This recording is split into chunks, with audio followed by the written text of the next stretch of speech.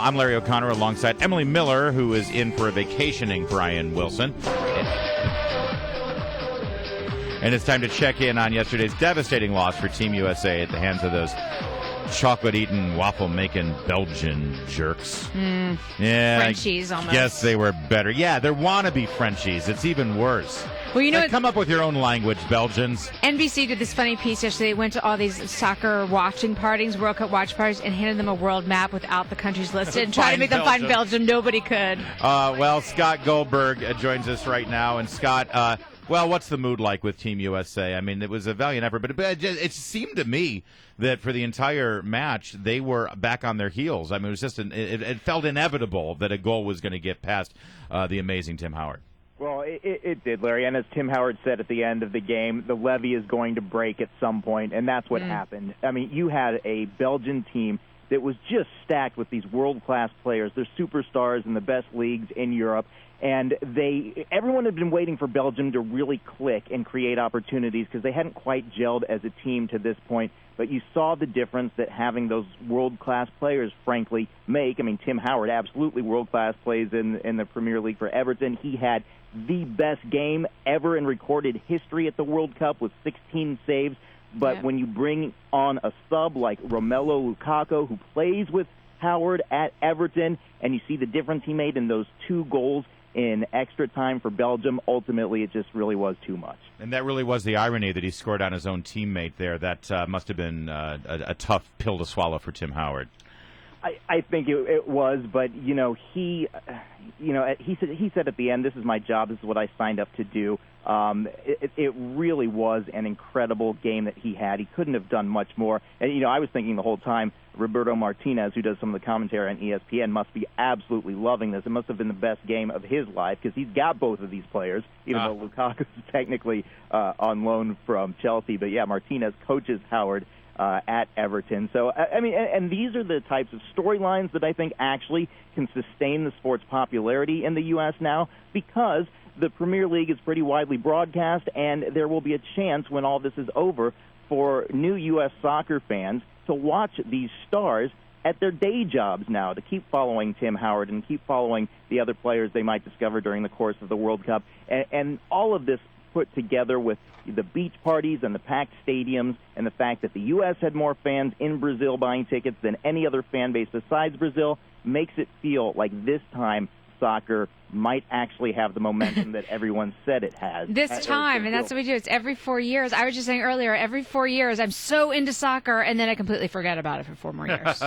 Yeah, I think it might be a little different this time. All right, we'll see. Well, I mean, you talk about last time, and listen, Landon Donovan was the big star in South Africa, and he scored, awesome. so many. Right, exactly. And I hate to be, one of these Monday morning quarterbacks or whatever the equivalent is for soccer, but I look back and watching yesterday's match, I kept waiting for a player like a Landon Donovan to be able to break on the corner the way Landon Donovan has and actually make some offensive strikes. There didn't seem to be any sort of offensive attack.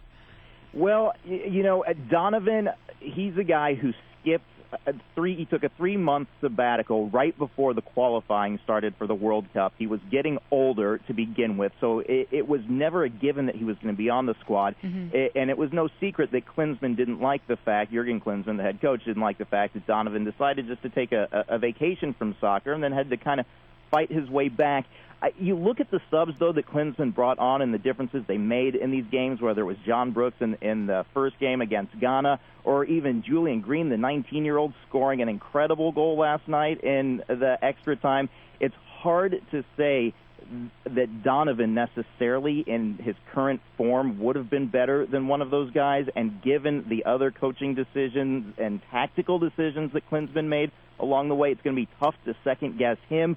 And at any rate, we're really not going to get that chance because he's staying on. His contract goes through at least the next World Cup.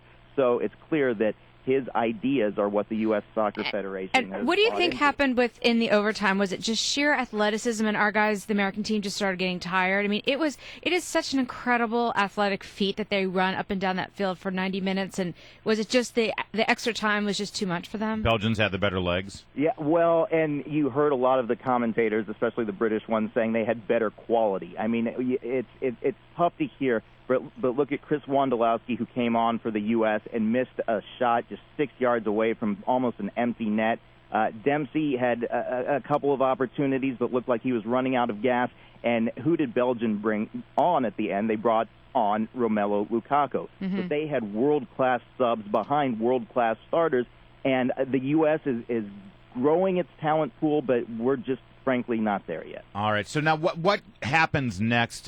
First, what happens next on the World Cup? As a good Team USA fan, what is our job here? Should we now root for Belgium? Because if they go all the way, that just proves that, well, geez, we lost to the eventual champion. What's the protocol here? Well, there are many options. There's Costa Rica still in this against Holland. Costa Rica is the one team left from our qualifying zone from CONCACAF, so they're going to be a sentimental favorite for a lot of people. I think there are plenty of fans who will be watching Lionel Messi playing for Argentina, the team that we would have taken on had we beat Belgium. And then, I mean, for the European fans, France and Germany are still in this. And if you want to just be swept away by the Brazilian enthusiasm for the game, they take on Colombia. Who's your bet for the win? Who do you get? Oh, boy. You have to take one. There is no one standout team left. Oh, come on. Give us at the end of this. Give us your bet. I'm giving you my choice. That said, I'm going with Argentina. I think this is Lionel Messi's year. He has carried the team to this point. It's the stuff legends are made of. All right. Scott Goldberg, don't cry for him, Argentina.